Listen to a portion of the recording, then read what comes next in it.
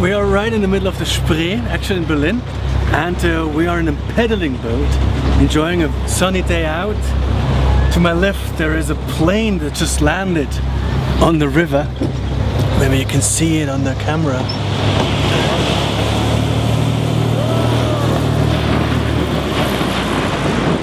I think when I came over also, and I was invited to curate Tanznacht in 2008 and also do another version of that in 2010, which then became The Village. I think I had a pretty good share of, back then at least 7 years ago, pretty good share of what the scene is meant to produce and meant to be also, let's say, aesthetically, artistically, politically, you know.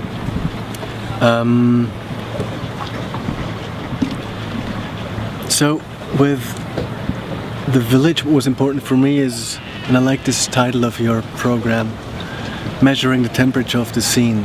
How do you bring people together that maybe haven't worked together so far, and how do you organize a room, a space for encounter? And I have a feeling, maybe I'm wrong, but I have a feeling that back then, 2010, for the second version of the Tanznacht, that was quite a statement, which also created some misunderstanding. So I got a bit of a, especially from journalists, well, I have to say, ignorant eyes, or a question of not understanding and trying to make sense of it. Because people back then really kind of took the Tanznacht as a showcase or as a display to sell work from Berlin. And I think that maybe, in my opinion, has changed as well, because in the last, what we could see in the last couple of years is a huger, well, not a market, but a huger kind of a larger environment for a larger market, why not, of pieces. So there's much more opportunity to present, to produce work, to go to other places, you know, and also not just here in Berlin, but also, let's say, in different places over Europe. And together with this HCT educational line, I would say what changed in the last couple of years is, maybe we call this a turn to professionalism more. Also a turn to institutionalizations of it. Well, I mentioned anger as an impulse or a motivation, or as a source maybe as well to feed from. Anger as a feeling of not being satisfied, of not being okay with what's going on right now. Anger as a first impulse to move. You know, we're being moved by that. And here we go immediately to that notion of politics, you know, politics as a necessity to change for change. And I have to say, for me, I'm not angry about the Berlin scene or so. It doesn't make me angry, even though sometimes I wish I was more angry, because then I would have something to kind of to talk about or to deal with. I have also to see that I'm 46 now, and I also feel that I'm getting older, you know. I can tell you an anecdote about this. But I also feel that there has been something like a generational change going on, so that people that are at least 20, even years younger than I am, are of course, and right on so, dealing with other questions than I'm dealing with. What has changed is maybe a certain notion of, it's another understanding of me. The criticality towards how do I present myself, who am I in this world, how do I have to deal with norms and normativities. I'm talking about the young generation. It's a lot of times I have a feeling talking to people who are of course very critical, and the criticality starts within themselves, trying to figure out politically who they are. And maybe not so much what they are, you know? What they are in the relation of the production they do. And I have a feeling that maybe there's a change. I'm not sure if that's true, but I'm saying that a lot of times I feel that people hijack their own pieces for that reason. They hijack their own pieces to kind of work through, at least intentionally, if it works out, I don't know, to work through this me question, you know. So how do you deal with people you're working with? So let's say the notion of collaboration with people you're dealing with is of utmost importance when it comes to that politics of being together and doing work together. How much do you pay? What's the responsibility for each of them? For us, actually, is it an open politics of creativity? You know, there's been a lot of talk about collaboration in the last 10 years, about participation, about working together, being together, collectives, and a lot of times these were just covering ideologies of a still very stable, invisible author. If that's outspoken and there, then of course people try to, and collaborators deal with this, I'm totally okay. I have to say that politics starts whatever we do in the moment, how we work together, how we are together, and how able and how open we are as in wanting to deal with it. Opa! Alles klar?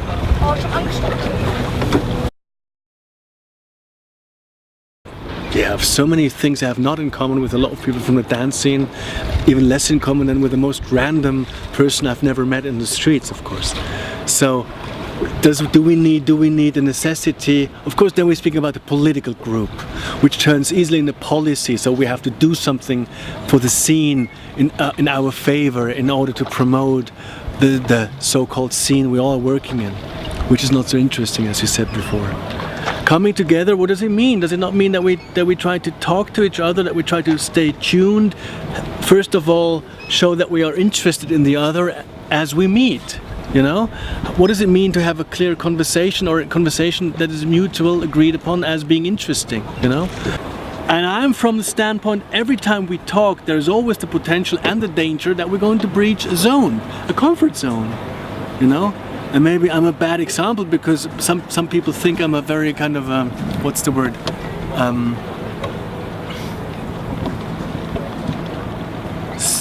Strange person to talk to. That apparently seems to apply very kind of rude ways of addressing other people, which I wouldn't say so. I would say we try to get in touch with each other. Again, measuring your temperature.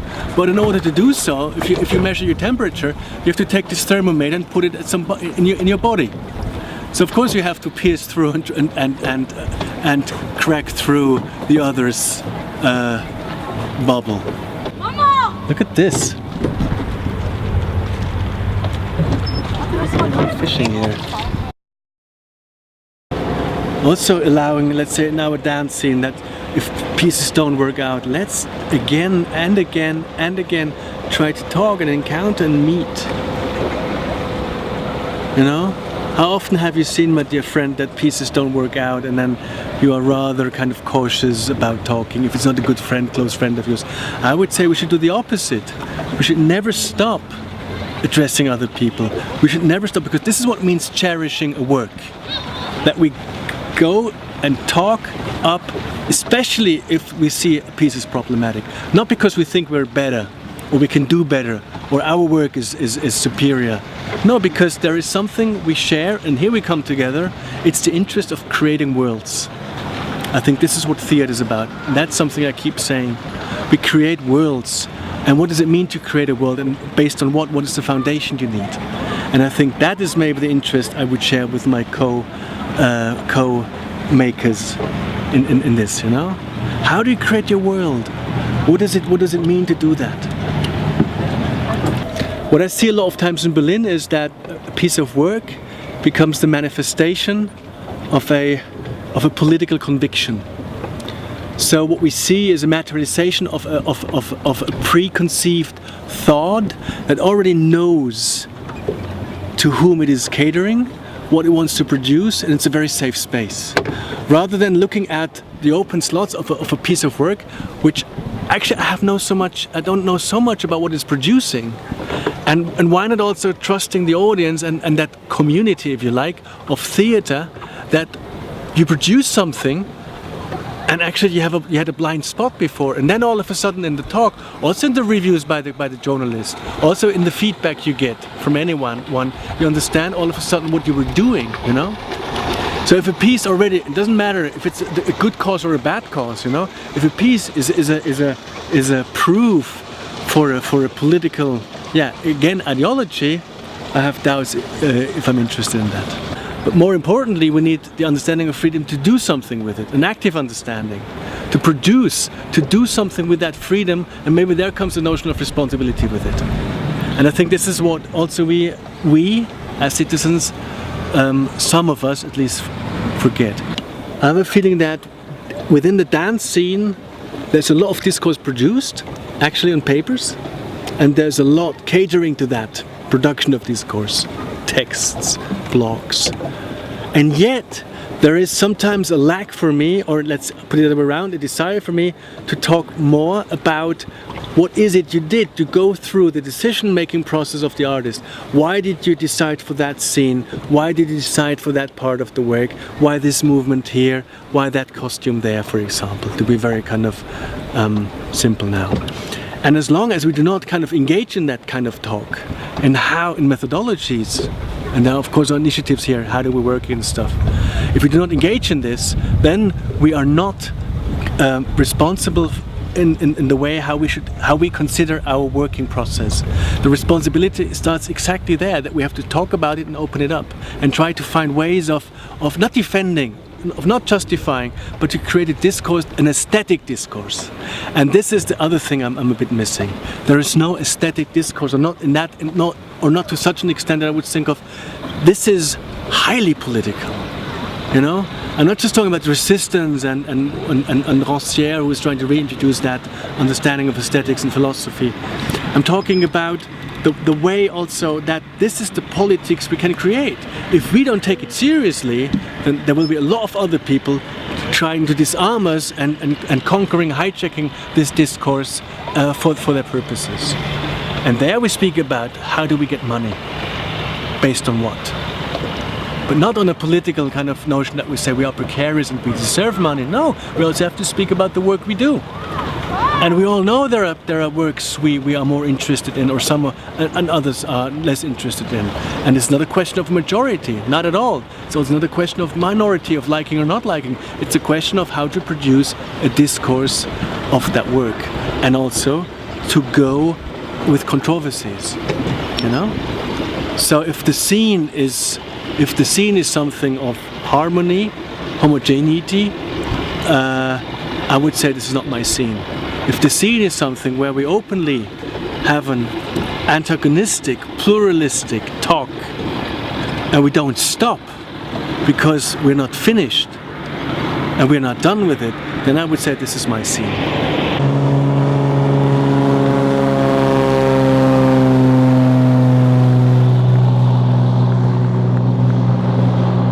For me, it's clearly something, if something bugs me, and this is what I learned from where I come from. I learned it from my mother, I think, is I have to open my mouth. And I want to share this, what bugs me. And I know, and this is what strikes me a lot of times, that this comes for a lot of people as something that is offensive or as an insult. As if I'm trying to overstep a comfort zone and make people on purpose uneasy. There are strategies of talking, of course. There are strategies of instigating a talk, and of course sometimes it is happening. But if we stop there, then we stop any kind of talk. If we stop at the fact that, for example, if you feel offended and you don't talk to me anymore, then we are right on the wrong mission. Exactly, this is where we should start talking over and over again. Because then we have found out that we don't match, and there is something to be learned from each other, and there's also something to be found out. And I think that's exactly the point I'm trying to make, you know? So, is there fear? Definitely is there fear. There's so much fear, actually, sorry. There's a lot of fear also, not just, it comes very cheap in our scene, because actually it's not so much about life and as it's about existence. I like this thing there. And this is what you meant before about the... People are chained to their boards. That there is also sometimes a tendency of seeing each other as hostile figures and as a sort of enemy or adversary. If we do this, if we try to kind of preconceive and who is... we also know this. I think it would be good to stop